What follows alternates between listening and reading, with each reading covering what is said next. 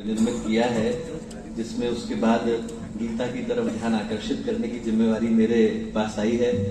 तो एक बार पूज्य गुरुदेव का वंदनीय माता जी का स्मरण करते हुए माँ गायत्री के पावन मंत्र के साथ मैं अपनी बात को आरंभ करना चाहता हूँ। स्थिर चित्त शांत मन के साथ उस शक्ति का आवाहन करते हैं जो नर को नारायण, पशु को परमात्मा, इंसान को भगवान बनाने का कार्य करती हैं। माँ गायत्री का पावन मंत्र साथ साथ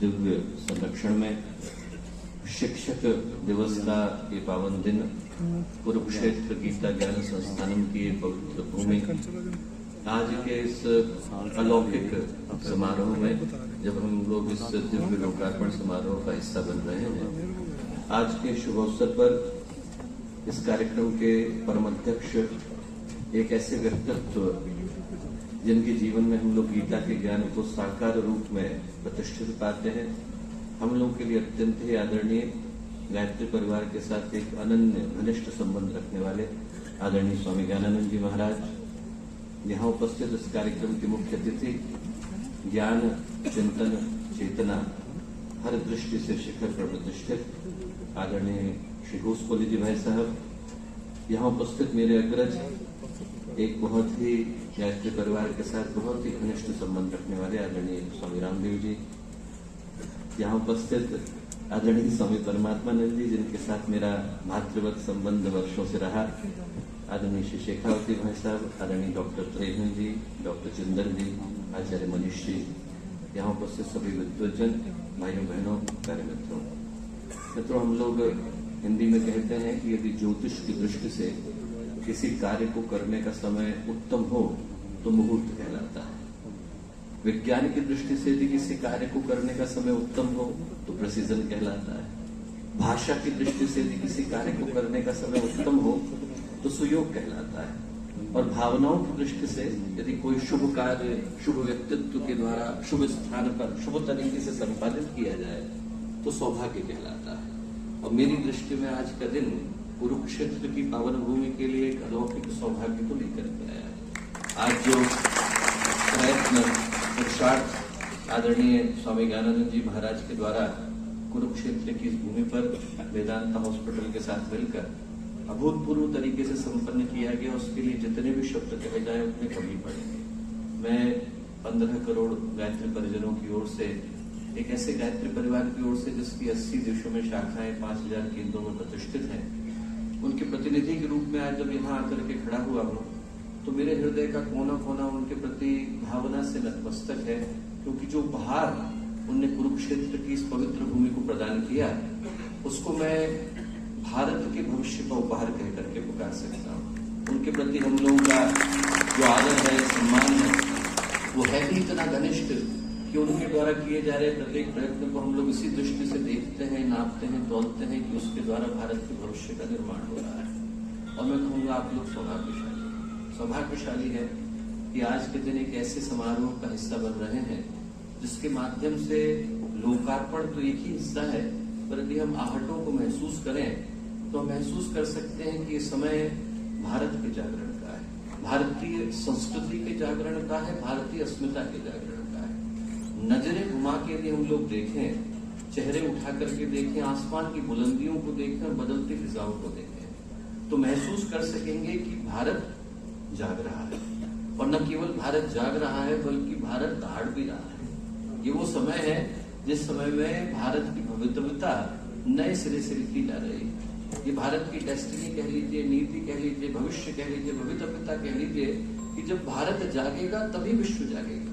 गुरुदेव ने 90 वर्ष पहले एक पंक्तियों को लिखा था, वो खुद 19 वर्ष के थे, उन्होंने लिखा, देख देख कर बाधाओं को तनिक न घबरा जाना, सब कुछ करना सहन किंतु मत पीछे कदम हटाना, कोई भी हो दुश्मन तेरा निश्चित मिट जाएगा, 30 कोटि हुंकारों से नभमंडल फट जाएगा, प्रलय मरुत हो बंद प्रचंड बवंडर के झोंके आवे, शांत हिमालय उड़े शिलाएं फटे चूर हो टकरावे, परिवर्तन निश्चित है, बहरे सुने आंख अंधे खोले, सोने वाले उठे सिपाही जागे सावधान हो गए। ये समय दोस्तों परिवर्तन का, उस भूमि पर हम लोग प्रतिष्ठित हैं जहां पर कभी युग को बदलने की गाथा लिखी गई। और जब परिवर्तन की भूमि पर मैं आकर के खड़ा हुआ तो मैं आप लोगों को अल्प शब्दों में, मुझे भी स्वामी रामदेव जी के साथ वापस हरिद्वार को लौटना है, तो अल्प शब्दों में मैं इतना ही कहना चाहता हूँ कि आज के दिन के लोकार्पण समारोह को हम लोग इस दृष्टि से महसूस करें कि ये भगवान कृष्ण के पांचजन्य का उद्घोष है। उद्घोष है दोस्तों इस चीज का, ये भारत की भूमि वही पवित्र भूमि है जहां पर आकर के अध्यात्म ने अपना परमानेंट रेजिडेंस बनाया था। ये उद्घोष है इस बात का कि यदि भारत की भूमि से योग की, ज्ञान की, ध्यान की, आस्था की, अध्यात्म की धाराएं न बही होती तो पशु परमात्मा न बन पाया होता। ये उद्घोष है इस बात का कि यदि इस भूमि से भगवान राम की धनुष की प्रत्यंचा के स्वर्ण गूंजे होते, भगवान कृष्ण के पांचजन्य का उद्घोष न हुआ होता, यहाँ पर बुद्ध का ज्ञान, महावीर का ध्यान मुखरित न हुए होते, मीरा, सूर, कबीर, तुलसी, चैतन्य, सुखदेव, अष्टावक्र, उपन्योद्दालक जैसे महापुरुषों ने आकर इस भूमि को कृतार्थ न किया होता, इंसान न बन पाया होता। इंसान को इंसान बनाने की यदि कोई भूमि है तो वो यही कुरुक्षेत्र की पावन भूमि है। और आज के दिन जो संकल्प यहाँ से गूंज रहा है वो अनेकों के जीवन को बदलने वाला होगा, ये कहने में मुझे तनिक भी शंका नहीं बल्कि दृढ़ विश्वास है। गीता कहती है, नैनम छिन्दन्ति शस्त्राणि नैनो दहति पावका न चैनम क्लेदयन्त्या पुनः शोषयति मारुता। जैसे शस्त्रों के भार और आंधियों के आघात आत्मा को क्षत विक्षत नहीं कर सकते, वैसे ही दोस्तों सनातन, वैसे ही दोस्तों भारत, वैसे ही दोस्तों भारतीय संस्कृति, उसको न काटा जा सकता है, न मिटाया जा सकता है और न नष्ट किया जा सकता है। हर बार और भी ज्यादा बुलंदियों के साथ वो खड़ी होती रहेगी और खड़ी होगी।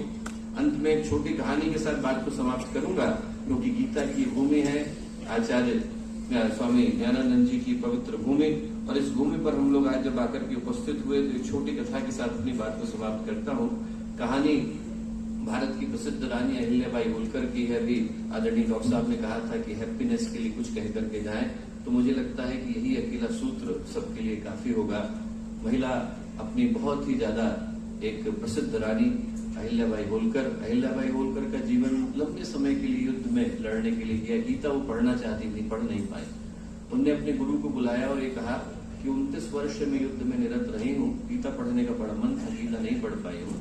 आप एक काम करिए, कल से आकर के गीता के श्लोकों को सुनाइए, एक एक के ऊपर मैं चिंतन करूंगी और उनका ध्यान करते करते मुझे गीता याद हो जाएगी। उन्होंने कहा ठीक महारानी। अगले दिन से वो गीता लेकर के आए, गीता खुली, पहला श्लोक बोला, धृतराष्ट्र उवाच धर्म क्षेत्रे कुरुक्षेत्रे संवेता युत्सव मामका पांडवाश्चैव किम कुर्वत् संजय। इतना बोलना था। महारानी होलकर ने कहा आगे मत बोलिए, मुझे गीता समझ में आ गई। क्या बोल रही है महारानी? अभी तो गीता शुरू नहीं हुई। गीता का जो ज्ञान है वो तो दूसरे अध्याय से शुरू होगा, भगवान तो दूसरे अध्याय में जाकर के बोलेंगे। अभी तो जो कहानी का विलन है वो बोल रहा है, धृतराष्ट्र, और वो भी कोई काम की बात नहीं बोल रहा है। ये बोल रहा है कि धर्म क्षेत्र में, कुरुक्षेत्र में मेरे बच्चे, पांडु के बच्चे क्या कर रहे हैं बता। बोले नहीं, आप फिर से बोलिए। पंडित जी ने कहा धर्म क्षेत्र कुरुक्षेत्र, इतना बोला। महारानी होलकर ने कहा रुक जाइए, आप बोल रहे हैं धर्म क्षेत्र कुरुक्षेत्र और मैं सुन रही हूँ क्षेत्रे क्षेत्रे धर्मम कुरु। जिसको जो क्षेत्र मिल गया वो वहां पर धर्म को करे। मेरी दृष्टि में टीकाकरण नहीं था। हम लोग अच्छे पुत्र बन जाए, पुत्री बन जाए, भाई बन जाए, बहन बन जाए, नागरिक बन जाए, हमारे जीवन में गीता का सार आ जाता है। मैं आज के दिन गीता की इस पावन भूमि पर पुनः समस्त गायत्री परिवार की ओर से और करोड़ों गायत्री परिजनों की ओर से स्वामी ज्ञानानंद जी का हृदय से धन्यवाद देता हूँ कि उन्होंने इस कार्यक्रम के लिए हम लोगों को आमंत्रित किया, और इसके बदले में उनको आमंत्रित करता हूँ कि हम लोगों के यहाँ पर अभी शीघ्र ही एक बड़ा कार्यक्रम होने जा रहा है। आप समय निकाल करके अवश्य वहाँ पर आए। हरिद्वार की धरती आपको वहाँ पर पाकर के धन्य अनुभव करेगी। सबको पुनः धन्यवाद, शुभकामनाएं।